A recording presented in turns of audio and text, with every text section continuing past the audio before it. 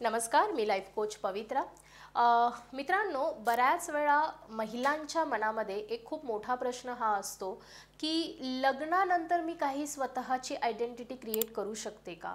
म्हणजे मला जर एखादी गोष्ट शिकायची असेल, मला पुन्हा स्टडी करायचं असेल, माझं ग्रॅज्युएशन कंप्लीट करायचं असेल, तर मी करू शकते का? सो डेफिनेटली येस, नक्कीच तुम्ही करू शकता। कारण सगळ्यात महत्त्वाचं पहिला तर ती इच्छा असणं गरजेचं आहे। आम्ही नेहमीच बोलतो की अंड जे आहे ते जेव्हाही बाहेरून फुटतं तर त्याचं ऑमलेट किंवा बुर्जी पाव बनतं, पण ज्या वेळेला ते अंड आतून फुटतं तर त्यावेळेला कुठेतरी एक नवीन जीव ह्या जगामध्ये ते अस्तित्वात येतं। सो सेम तसंच आहे, जर तुमच्या मनामध्ये खूप प्रबळ इच्छा असेल की येस मला आफ्टर मॅरेज आता चला ठीक आहे माझं लग्न झालंय पण तरीही मला माझी स्टडी कंप्लीट करायची आहे किंवा मला एखाद्या गोष्टीची आवड आहे आणि मला त्या गोष्टीसाठी सर्टिफिकेशन हवं आहे, त्याचा अभ्यास करायचा आहे, सो नक्कीच तुम्ही ते करू शकता। मी एकच सांगेन, फक्त ती इच्छा मनापासून अगदी प्रबळ बनवा की येस मला हे करायचं आहे। एकदा जर तुम्ही ते मनापासून ठरवलं, त्याच्यावरती ठाम राहिलात तर डेफिनेटली त्याच्यावरती मार्ग भेटतात। मग ते कसं करायचं, थोडासा प्रॉब्लेम होऊ शकतो की आफ्टर मॅरेज बऱ्याच वेळा जी सासरची मंडळी असतात थोडंसं आपण त्यांचा जास्त विचार करतो। काही वेळेला काय होतं माहिती आहे, आपणच आधी गृहीत धरतो की माझी सासू काय मला पाठवणार नाही, माझे सासरे मला सपोर्ट करणार नाही किंवा माझा नवरा ना त्याला अजिबात आवडणार नाही। पहिला तर हे मनात गृहीत धरणं पहिला सोडून द्या। ठीक आहे, एकदा विचारून तर बघा, जस्ट चेक तर करा काय होतंय, तुमची जी बाजू आहे ती मांडून बघा।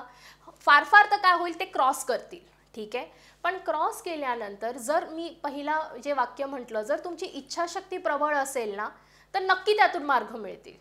कोणीतरी असेल त्या फॅमिलीमध्ये जो तुम्हाला बोलेल की येस तू कर, मी तुझ्या सपोर्टमध्ये आहे।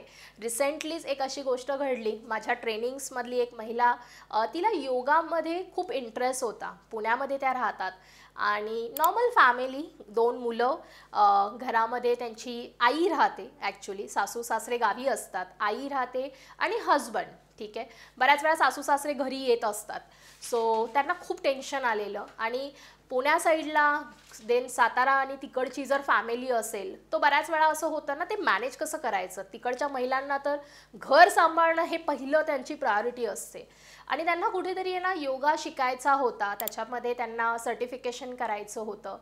त्यांना त्यांच्या मुलीने सांगितलं, आई तू पुढे जा, तू कर, तुझी इच्छा आहे ना तू कर, आम्ही तुला सपोर्ट करू, आम्ही आमचं मॅनेज करू।